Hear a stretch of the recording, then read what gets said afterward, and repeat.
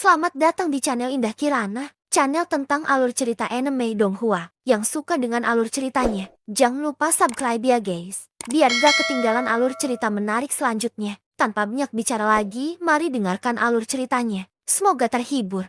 Bab ke-155, Xiaoyan melihat sekeliling setelah masuk ke akademi dalam. Dia tanpa sadar terguncang oleh pemandangan di depannya. Akademi dalam ini seperti barisan pegunungan yang tak ada habisnya. Segera, Xiaoyan tahu bahwa apa yang disebut akademi dalam ini sepertinya merupakan ujian besar yang telah ditetapkan oleh Luo Tua untuknya. Namun, sebagai korban, Xiaoyan sama sekali tidak menyadari jenis obat apa yang dijual di labu tua yang maha kuasa ini. Hutan pegunungan hijau subur menutupi seluruh pegunungan. Hutan lebat menyebabkan Xiaoyan merasa tempat ini seperti tembok besi yang sepenuhnya menghalangi jalannya. Tidak ada cara untuk menemukannya. Jika Luo Tua tidak mengambil inisiatif untuk muncul di tempat ini, kemungkinan besar meskipun Xiaoyan adalah kaisar setengah bintang 3, akan sangat sulit baginya untuk menemukan Luo Tua. Dari sini, tidak sulit untuk menemukan, bayangkan betapa luasnya akademi dalam Luo Tua ini.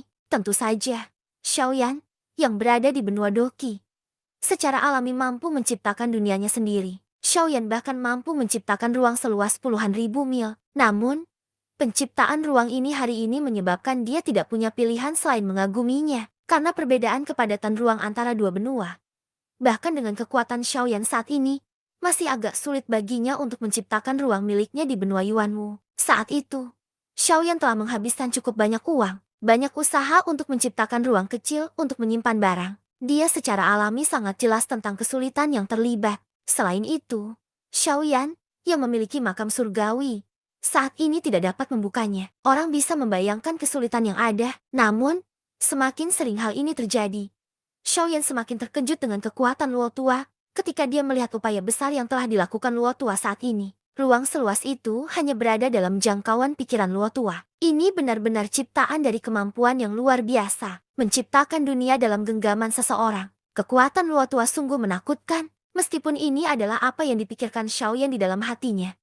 Jika dia melihat siapa Luo Tua yang terluka beberapa saat yang lalu, kemungkinan besar dia akan meragukan dirinya sendiri di dalam hatinya. Xiaoyan dengan santai mengalihkan pandangannya ke seluruh daratan yang luas. Meskipun langitnya luas, dia mengerti bahwa ini adalah wilayah Penatua Luo. Tentu saja, dia tidak bisa terbang. Oleh karena itu, setelah ragu-ragu sejenak, mata Xiaoyan sedikit berkedip, dan senyuman muncul di sudut mulutnya. Siapa bilang dia tidak bisa menemukan Penatua Luo? Karena Penatua Luo sudah meninggalkan jalan, dia tidak perlu membuang-buang energinya. Penatua Luo Junior ini berterima kasih sebelumnya, terkekeh dalam hatinya. Xiaoyan tidak lagi menunda-nunda. Dia memimpin dan berjalan menuju dinding luas di depannya. Saat dia berjalan mendekat, Xiaoyan tidak bisa menahan diri untuk tidak berseru kagum di dalam hatinya saat dia melihat ke arah pohon kuno yang setinggi gunung. Dia mengulurkan tangannya dan perlahan-lahan meletakkannya di batang pohon yang kasar. Dengan pemikiran di dalam hatinya, kekuatan spiritualnya mengikuti lengan yang diletakkan di batang pohon dan memasuki pohon kuno. Aliran pikiran juga menyatu ke dalamnya. Tiba-tiba, ekspresi wajah Xiaoyan sedikit berubah. Ia langsung menarik tangannya yang diletakkan di batang pohon. Kakinya tanpa sadar mundur beberapa langkah, dan alisnya tanpa sadar berkerut. Di bawah penyelidikan Xiaoyan, hamparan pohon kuno yang menjulang tinggi dan luas dan tak terbatas ini semuanya merupakan pohon spiritual yang sangat langka. Meskipun Xiaoyan tidak dapat dengan jelas mengidentifikasi nama pohon-pohon kuno ini berdasarkan pengalamannya. Secara logika, pohon-pohon itu seharusnya dapat dikendalikan oleh seseorang. Namun, melihat situasi saat ini, pohon roh ini, jenis pohon yang paling tidak dapat dipahami dan misterius di dunia. Pohon roh berbeda dari tanaman biasa. Pohon roh memiliki roh, dan dengan roh, ia juga memiliki jiwa. Dengan jiwa, ia bisa jadi mirip dengan binatang ajaib biasa. Mereka adalah tipe binatang ajaib yang bahkan lebih unik. Faktanya, yang lebih kuat di antara mereka bahkan mampu berubah menjadi bentuk manusia seperti beberapa binatang ajaib tingkat tinggi dan ada di dunia. Orang biasa tidak akan bisa mengenalinya. Hanya ada sedikit pohon roh di dunia. Bahkan jika ada, pada dasarnya mereka adalah pohon roh yang telah berubah. Kebanyakan dari mereka ada di dunia. Meskipun mereka adalah binatang ajaib, mereka lebih baik dan lembut daripada manusia yang kejam. Tentu saja, tidak semua pohon roh baik. Misalnya, beberapa pohon jahat terkorosi oleh lingkungan. Meskipun mereka juga pohon roh, mereka sangat kejam dan haus darah. Hal ini terutama terjadi setelah mereka bertransformasi. Mereka akan bersembunyi dengan sangat baik dan secara diam-diam akan membunuh beberapa ahli yang kuat, melahap tubuh fisik dan doki mereka untuk memperkuat diri mereka sendiri. Namun, hasil dari melakukan hal tersebut biasanya tidak baik. Semuanya meninggal karena dampak sisa ki di tubuh mereka karena kondisi pikiran mereka yang tidak stabil. Sebenarnya, mereka hanya menggali kubur mereka sendiri. Oleh karena itu, tidak semua hal di dunia ini sama. Ada banyak sekali sampah di antara manusia. Dan tidak semua binatang ajaib haus darah. Ambil contoh pohon roh ini. Jika bukan karena pengaruh lingkungan, ia tidak akan senang membunuh. Terlebih lagi, suku naga hampa kuno yang terkuat di dunia binatang ajaib sangat kejam. Namun, siapa yang pernah melihat mereka membunuh tanpa alasan? Itu semua karena dunia berputar ini. Semua gangguan itu hanyalah keinginan di dalam hati seseorang. Sementara Xiaoyan merasa ragu di dalam hatinya. Luo tua, yang berada di kedalaman hutan pegunungan, menunjukkan senyum mengejek di wajah tuanya yang agak pucat. Hei, bocah nakal, Anda telah melukai saya sebelumnya. Bagaimana saya bisa membiarkan Anda masuk dengan mudah? Perlakukan pohon ginseng ini sebagai hadiah balasanku. Suara Luo tua baru saja terdengar ketika sebuah pikiran melintas di hatinya. Pohon spiritual ginseng yang jumlahnya tak terhitung jumlahnya, tampaknya telah menerima semacam perintah. Tubuh besar mereka tiba-tiba bergetar. Namun, mereka langsung terdiam. Yang mereka lakukan hanyalah diam-diam menunggu kedatangan Xiaoyan. Tentu saja pemandangan ini juga menyebabkan beberapa pohon ginseng di depan Xiaoyan sedikit bergetar. Namun, perbedaannya adalah tanah di sekitar pohon ginseng yang sangat dekat dengan Xiaoyan juga mulai bergetar pada saat yang bersamaan. Seolah-olah ada sesuatu yang menakutkan akan muncul dari dalam tanah. Saat ini, ekspresi Xiaoyan akhirnya menjadi jelek. Meskipun pohon ginseng ini tampak biasa saja, kekuatan yang mereka miliki secara alami tidak dapat dibayangkan karena mereka mampu eksis di dunia ahli seperti Luo tua. Paling tidak, dengan kekuatan Xiaoyan saat ini, kemungkinan besar dia tidak akan bisa menerima serangan biasa dari mereka. Namun, saat Xiaoyan hendak mundur, beberapa dewa raksasa di depannya tidak memiliki kekuatan. Ada niat untuk melepaskannya. Bang! Dengan keras, tanah dalam jarak 100 kaki dari Xiaoyan tiba-tiba meledak. Banyak akar pohon setebal paha Xiaoyan tiba-tiba muncul dari tanah. Mereka membawa doki yang menakutkan yang bisa langsung membunuh ahli setengah kaisar saat mereka menyelimuti Xiaoyan.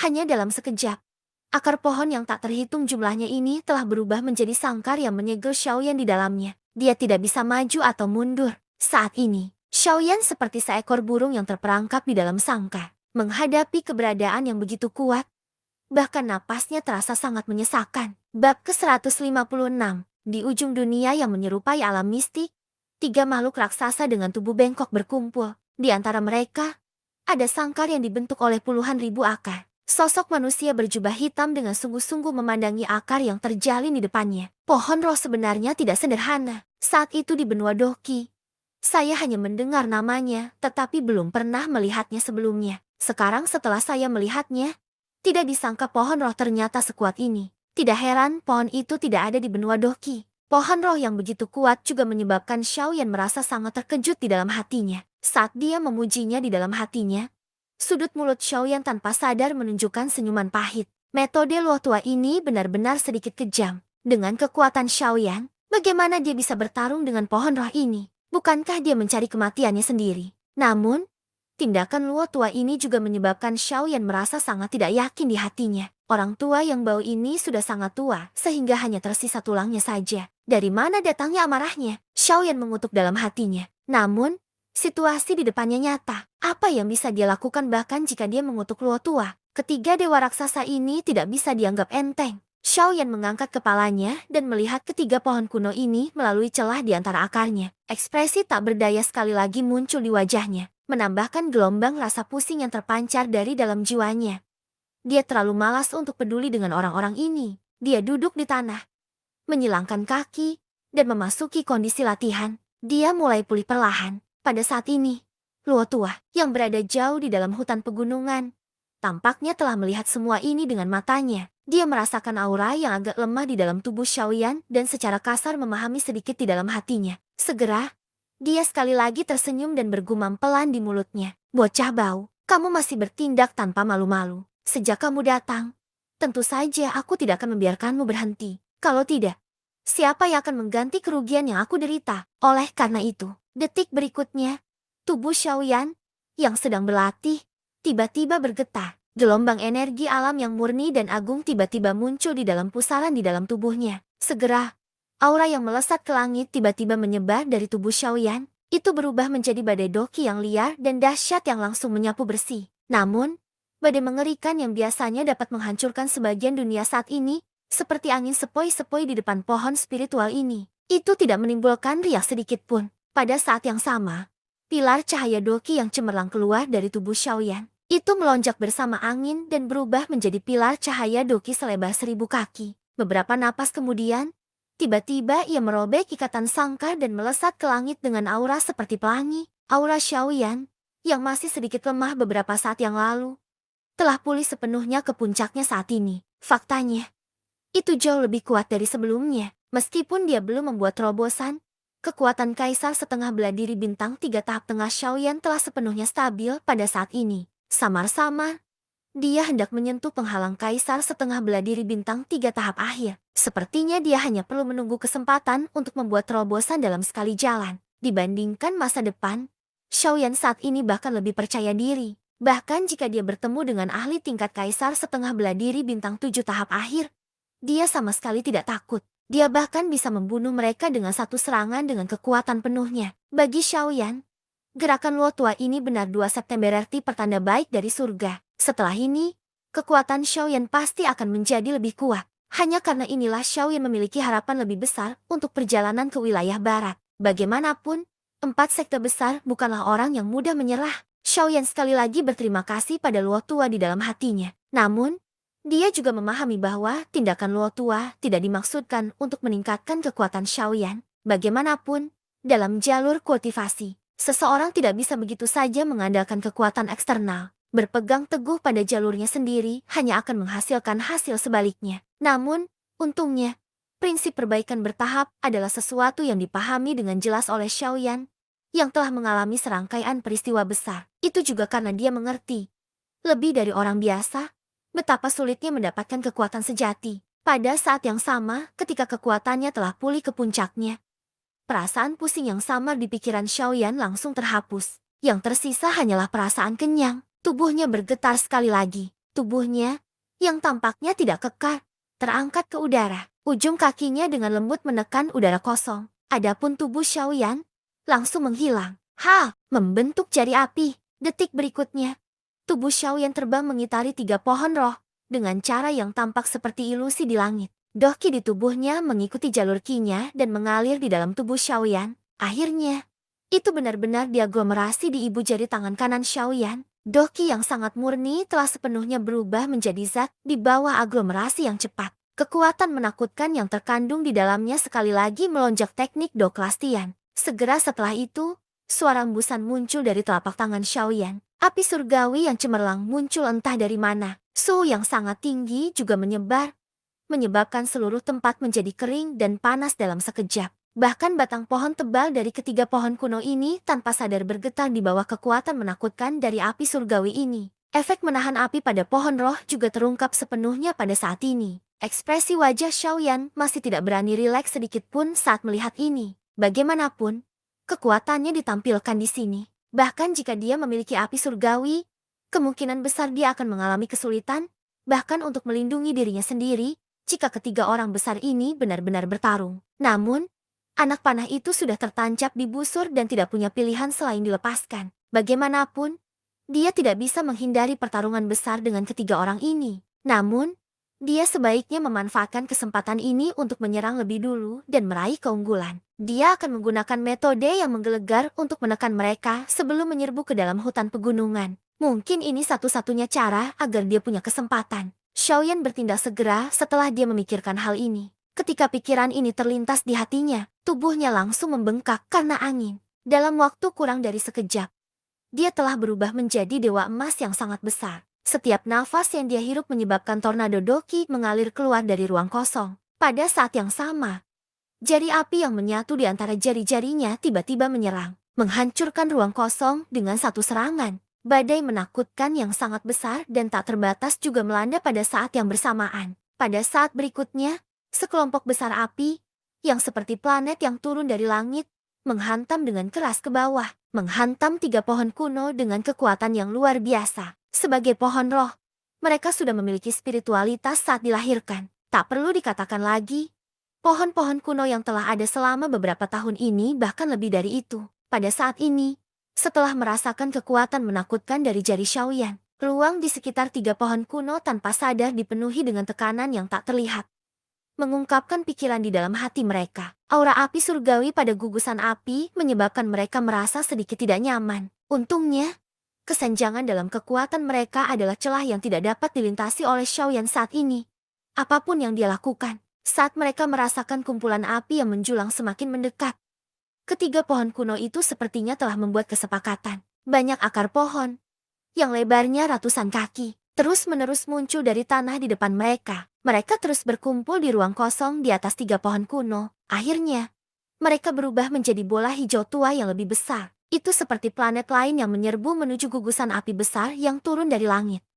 Ledakan yang diharapkan tidak terjadi ketika keduanya melakukan kontak. Sebaliknya, bola hijau tua yang lebih besar langsung dihancurkan oleh kumpulan api, menciptakan lubang yang sangat besar. Gugusan api sepertinya telah tertanam di dalamnya. Ia menyatu dengannya dan terus membakar akar pohon yang tak terhitung jumlahnya. Suhu yang sangat tinggi terus menyebar. Bola yang awalnya berwarna hijau tua telah menjadi seperti sepotong kayu yang telah terbakar seluruhnya. Warnanya merah cerah. Ketika Xiaoyan melihat pemandangan ini, alisnya yang awalnya mengerutkan kening menjadi lebih dalam. Mengingat kekuatan ketiga pohon kuno ini, tidak akan mudah baginya untuk menekan mereka jika mereka bergabung. Meskipun Xiaoyan memiliki api surgawi yang memiliki kemampuan menahan yang sangat kuat terhadap atribut kayu, bagaimana mungkin Xiaoyan saat ini tidak mengetahui bahwa api surgawi yang tampaknya sangat kuat di tangannya sebenarnya hanyalah salah satu esensi dari tubuhnya yang sebenarnya. Agak terlalu aneh untuk berpikir bahwa dia bisa menekan orang-orang tua yang telah hidup selama bertahun-tahun yang tidak diketahui. Pemandangan di depannya jelas tercermin di mata Xiaoyan. Planet akar kayu yang tampaknya kuat tidak mampu menahan api surgawi Xiaoyan pada saat ini. Hal ini menyebabkan seseorang menjadi sangat terkejut. Sementara Xiaoyan masih merasa bingung di dalam hatinya. Planet akar kayu, yang hampir terbakar seluruhnya, tiba-tiba bersinar dengan lampu hijau yang menyilaukan. Kekuatan hidup yang agung dengan cepat menyebar dari dalam. Ekspresi Xiaoyan juga menjadi sangat serius. Api liar tidak dapat membakarnya, tetapi akan tumbuh kembali saat angin musim semi bertiup. Lampu hijau yang menyilaukan semakin menyilaukan di malam yang gelap. Saat lampu hijau menjadi lebih pekat, warnanya berubah menjadi warna hijau giok. Namun, kekuatan hidup di dalamnya bahkan lebih kuat dari sebelumnya. Tiba-tiba, angin dingin bertiup lewat. Aroma vanila yang kuat juga menyebar dan berhembus ke wajah Xiaoyan. Aroma vanila yang kaya menyebabkan darah Xiaoyan bergejolak. Untungnya, di bawah tekanan aura Xiaoyan, itu bukan masalah besar. Namun, sebelum Xiaoyan bisa benar-benar rileks di dalam hatinya, di kedalaman pikiran Xiaoyan, gumpalan aura hitam keabu-abuan yang sulit dideteksi secara diam-diam memasuki asal jiwanya. Perlahan-lahan ia melakukan kontak dengan asal jiwa Xiaoyan. Namun, kekuatan spiritual Xiaoyan sungguh luar biasa. Meskipun aura hitam keabu-abuan itu sangat redup, aura itu sudah terkunci erat oleh kekuatan spiritual Xiaoyan yang menakutkan. Namun, saat Xiaoyan menurunkannya, hatinya juga sangat terkejut. Makhluk kecil ini sebenarnya mampu menembus pertahanan luarnya dan diam-diam memasuki kedalaman asal jiwanya. Hal ini sungguh menakutkan. Ketika kekuatan batin Xiaoyan yang menakutkan melilitnya, api surgawi di tubuhnya telah melonjak ke lautan kesadaran Xiaoyan. Api surgawi yang cemerlang mengguncang tubuhnya dan berubah menjadi naga api yang perkasa dan sombong. Ia membuka mulutnya dan menelan aura hitam keabu-abuan. Pada saat berikutnya, hati Xiaoyan tanpa sadar sedikit tenggelam. Dia tidak menyangka bahwa hal kecil yang tampaknya biasa-biasa saja ini sebenarnya akan sangat sulit untuk ditangani. Di bawah pembakaran api surgawi Xiaoyan yang mengerikan, gumpalan aura hitam keabu-abuan ini sebenarnya sama sekali tidak terpengaruh. Aura awalnya redup masih hidup dan hidup saat melayang di laut kesadaran Xiaoyan. Tampaknya ia tidak takut pada apapun. Hal ini menyebabkan hati Xiaoyan menjadi semakin khusyuk, merasa tak berdaya. Xiaoyan hanya bisa menghela nafas pelan di dalam hatinya. Sebuah pikiran muncul dari hatinya. Segera setelah itu, gumpalan api putih pekat yang sangat kecil tiba-tiba muncul di dalam pusaran di dalam tubuh Xiaoyan. Aura yang tidak dapat dideteksi juga menyebar bersamanya. Ekspresi wajah Xiaoyan menjadi rileks setelah munculnya gumpalan api putih pekat ini. Hatinya juga menghela nafas lega. Sebuah pemikiran melintas di benaknya dan kekuatan spiritual di lautan kesadarannya melonjak menuju gumpalan api putih pekat seperti sungai kuning. Dengan kendali Guyu, Xiaoyan dengan mudah mengendalikan gumpalan api pendingin tulang ini. Kekuatan spiritualnya mengarahkan api dingin tulang untuk melonjak ke lautan kesadarannya. Dalam sekejap, ia sekali lagi melilit aura hitam keabu-abuan dengan tambahan bone chilling flame.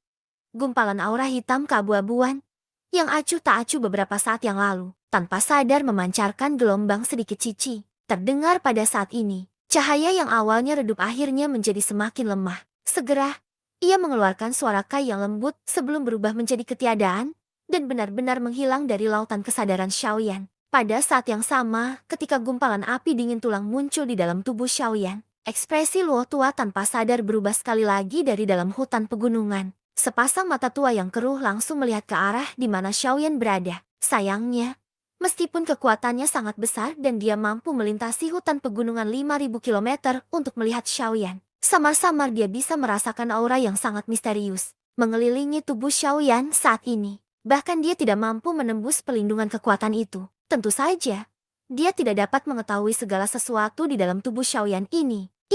Sebenarnya ada seseorang yang telah membuat batasan sekelilingnya. Orang menakutkan macam apa yang pernah ditemui bocah ini? Kekuatan ini mungkin jauh lebih hebat dari diriku yang dulu. Saat dia merasakan aura yang hampir tidak terdeteksi di sekitar tubuh Xiaoyan, hati Luo tua sangat terkejut. Seorang bocah nakal yang baru saja tiba di dunia berbeda sebenarnya berhasil mendapatkan bantuan dari orang seperti itu. Rahasia mengejutkan macam apa yang ada di tubuh Xiaoyan? Sayangnya, meskipun Luo tua adalah seorang barang antik tua yang telah hidup bertahun-tahun, dia hanya bisa menghela nafas dalam hatinya saat berhadapan dengan Xiaoyan hari ini. Dia tidak terlalu memikirkannya. Namun, tatapan Luo tua beralih sekali lagi. Warna cerah melintas di mata tuanya yang keruh. Meskipun dia masih tidak dapat menyelidiki latar belakang Xiaoyan yang sebenarnya, Luo tua sangat yakin tentang masalah lain yang terjadi pada tubuh Xiaoyan saat ini. Beberapa saat yang lalu, aura api surgawi yang sangat murni telah melintas di tubuh Xiaoyan. Aura yang dicari Luo tua ada di sini.